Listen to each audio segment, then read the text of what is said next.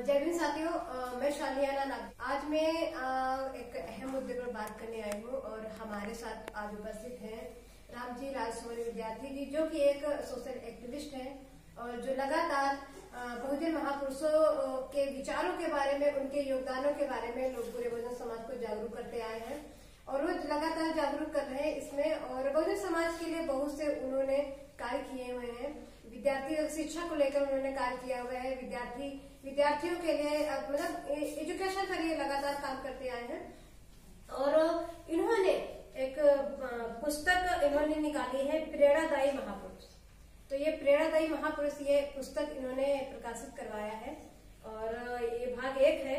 और इन्होंने इस पुस्तक में बुद्ध मतलब तीसरा पंचशील से लेकर भारतीय संविधान और बुद्ध वंदना, भीम वंदना और मंगल गीत, ये सारी चीजें इसमें समाहित किया हुआ है। और इसमें 30 महापुरुषों की जीवनी के बारे में समाहित किया हुआ है। उनके जीवन संघर्षों के बारे में बताया है इस पुस्तक में। 30 महापुरुषों का जीवन मतलब पूरी जीवनी है, उनका जीवन संघर्ष इसमें समाहित है। तो मैं रामजी राजसमणी विद्यार्थी जी से इस पर बात करूंगी कि आखिर इतने पूरे बहुजन महापुरुषों के इतने सारे क्या बोले, क्योंकि बहुजन महापुरुषों के बहुत सारे साहित्य अवेलेबल हैं और लोग उसको पढ़ते भी हैं। फिर भी मैं इस पर बात करूंगी कि उनको आखिर क्यों आवश्यकता पड़ी कि उन्होंने अपने साहित्य को निकाला, लोगों तक पहुंचाया। तो स्वागत है आपका रामजी राजसमणी विद्यार्थी के हमारे चैनल पर। ये बताइए कि आपने जो ये प्रेरणादायी महापुरुषों का जो ये आपने साहित्य निकाला है, तो आपने जो इसका पहला तो यही रहेगा कि आपने ये प्रेरणादायी जो महापुरुष, इसका जो नाम रखा है वाकई में यूनिक है, अलग है पूरा। तो आखिर इसका नाम कैसे विचार आया, यही नाम क्यों रखा आपने? क्या इसके पीछे था? क्या इसका पीछे कोई मतलब ऐसे कोई इम्पोर्टेंट, या फिर ये कह सकते हैं कि इसकी प्रेरणा कहाँ से मिली कि आपने ये नाम रखा? इसका मतलब क्या? सर्वप्रथम सभी को नमो बुद्धाय, जय भीम। शालिनी, आपने बहुत सही प्रश्न पूछा है कि इस पुस्तक का नाम प्रेरणादायी महापुरुष क्यों रखा। ये पुस्तक का प्रेरणादायी महापुरुष नाम इसलिए रखा गया क्योंकि इस पुस्तक में जिन जिन महापुरुषों के बारे में जीवन संघर्ष दिया गया है, वो सभी हमारे भारत के ही नहीं बल्कि पूरे विश्व के लिए महान कार्य करने वाले वो सभी महान पुरुष, नायक नायिकाएं हैं जिनसे समाज और विश्व को जीवन जीने की अच्छी प्रेरणा मिलती है। इसीलिए इस पुस्तक का नाम प्रेरणादायी महापुरुष रखा गया है। ये बताइए कि इतने सारे साहित्य अवेलेबल है पूरे भारत में और सभी लोग अपने अपने तरीके से बहुजन महापुरुषों के बारे में लोग उनके विचारों को फैला रहे हैं, बता रहे हैं, बात कर रहे हैं। फिर आखिर आपको इस साहित्य को लिखना क्यों पड़ा? क्या जरूरत पड़ी है? इसके लिए मेरे दिमाग में विचार ये दिया आया कि वर्तमान में भागदौड़ की जिंदगी में सबसे लोगों के पास कम समय है। तो लोग जो बड़ी बड़ी पुस्तकें हैं, मोटी मोटी पुस्तकें हैं, एक तो वो महंगी है, दूसरा लोगों के पास उनको बड़ी बड़ी पुस्तकों को पढ़ने के लिए समय नहीं है।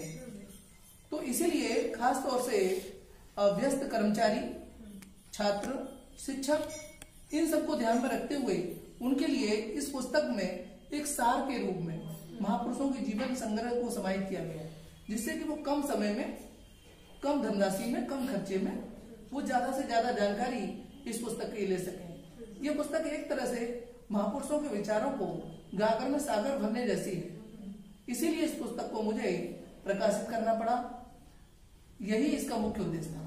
इस पुस्तक में आपने 30 जो महापुरुषों के नाम, उनकी जीवनी जो आपने इसमें समाहित किया हुआ है, तो कौन कौन 30 महापुरुषों के नाम आपने इसमें इस पुस्तक में सभी महापुरुषों को कालक्रम के आधार पर हमने समाहित किया है। और इसमें सर्वप्रथम हमने महामानव गौतम बुद्ध को रखा है, उसके बाद चंद्रगुप्त मौर्य को रखा है, सम्राट अशोक को रखा है, बिजली पासी को रखा है। ठीक इसी तरह से इनसे शुरू करके पेरियार रामास्वामी नायकर, डॉक्टर भीमराव अम्बेडकर, रानी अवंतीबाई, अहिल्याबाई और झलकारी बाई, इस तरह से पूरे सभी महापुरुषों को, मानवर काशीराम साहब, पेरियार रामास्वामी नायकर और मधारी पासी, और इसके साथ साथ बहुजन नायक मानवर काशीराम साहब, मलाला यूसुफजई, डॉक्टर रामस्वरूप वर्मा, पेरियार ललित सिंह यादव, इन सब इस तरह से पूरे सभी क्रम में 30 महापुरुषों को रखा है।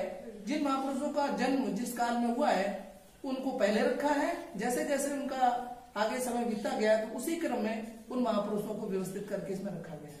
आपने पुस्तक में अपने सबसे पहले आपने त्रिशूल पंचशील दिया हुआ है और फिर आपने बुद्ध वंदना दी है, फिर भीम वंदना दी है आपने, और उसके बाद में मंगल गीत, फिर भारत का संविधान उद्देशिका भी इसमें प्रकाशित किया हुआ है। तो सबसे पहले ये रखने का इसका उद्देश्य क्या था? इसका मुख्य उद्देश्य है कि हम वर्तमान में देख रहे हैं कि हमारे उत्तर प्रदेश और भारत में हम देख रहे हैं कि युवा पीढ़ी में खासतौर से नैतिक जो मूल्य हैं वो खोते जा रहे हैं, अत्याचार उत्पीड़न बढ़ते जा रहे हैं, समाज में बलात्कार, लूट, अपहरण जैसी घटनाएं बढ़ती जा रही हैं। तो इन सब चीजों को देखते हुए हमने त्रिशूल पंचशील सबसे पहले इसलिए रखा है, यदि हमारी युवा पीढ़ी और हमारे समाज में त्रिशूल पंचशील का जितना ज्यादा लोगों को जानकारी होगी तो लोग गलत कार्य को करने से बचेंगे। साथ ही साथ हमने बुद्ध वंदना, भीम वंदना इसलिए रखी है कि लोग बुद्ध और बाबा साहब के बताए हुए जो मार्ग है उस पर चलेंगे तो उनका भला होगा ही, साथ ही साथ हमारे समाज और राष्ट्र का भी भला होगा और हमारा राष्ट्र का नाम जो है विश्व स्तर पर अग्रणी होगा। साथ ही साथ इसमें मंगल मैत्री, हम सबके मंगल की कामना करते हैं, हम किसी का अहित नहीं चाहते हैं, हम चाहते हैं बहुजन हिताय बहुजन सुखाय, सभी सुखी रहे, हम भी सुखी रहे। हम किसी को नहीं सताना चाहते हैं लेकिन हम किसी से शासित और शोषित भी नहीं होना चाहते हैं। साथ ही साथ इसमें संविधान की प्रस्तावना इसलिए रखी है कि बहुत सारे लोग हमारे देश के ऐसे हैं जो अभी संविधान के बारे में कम जानते हैं। संविधान की प्रस्तावना एक तरह से कहें पूरे संविधान का एक संक्षिप्त सार है। तो संविधान की प्रस्तावना जिन लोगों को मालूम होगी तो निश्चित रूप से उनके अंदर संविधान को पढ़ने की भी प्रेरणा मिलेगी, उनके अंदर जागृति आएगी। इसलिए अगर लोग इस पुस्तक को या लेना चाहें या सोचे कि मैं भी पढ़ूंगा, क्योंकि इसमें जो बड़ी बड़ी पुस्तकें होती हैं या महंगी होती है लोग नहीं खरीद पाते हैं और बहुत बहुजन महापुरुषों के जीवन के बारे में नहीं जानकारी है लोगों को, तो अगर वो ये पुस्तक लेना चाहे तो उनको कैसे अवेलेबल हो सकती है? ये पुस्तक लोगों को जगह जगह जहाँ बुक स्टॉल लगती हैं, महापुरुषों के कार्यक्रम होते हैं, वहां भी हम ये उपलब्ध कराने की कोशिश कर रहे हैं सभी जिलों में। साथ ही साथ जिन लोगों को ये पुस्तक चाहिए तो वो हमें फोन के द्वारा कांटेक्ट कर सकते हैं, हम उन लोगों तक बाई पोस्ट भी इस किताब को पहुंचा सकेंगे सहयोग राशि देने के माध्यम से, और बाई पोस्ट हम उनको यह पुस्तक जो भी साथी पढ़ना चाहते हैं वो 100 रुपए सहयोग राशि देकर फोन के द्वारा कांटेक्ट करके भी बाई पोस्ट अपने घर मंगा सकते हैं। साथ ही साथ जहाँ भी सामाजिक कार्यक्रम होते हैं वहाँ पर हम कोशिश करते हैं कि स्टॉल वहाँ लगवाई जाए। स्टॉलों पर भी हम ये पुस्तक उपलब्ध कराने की कोशिश करेंगे और दूर दराज में यदि कहीं किसी को जरूरत है तो फोन के द्वारा संपर्क करके बाई पोस्ट ये पुस्तक प्राप्त की जा सकती है।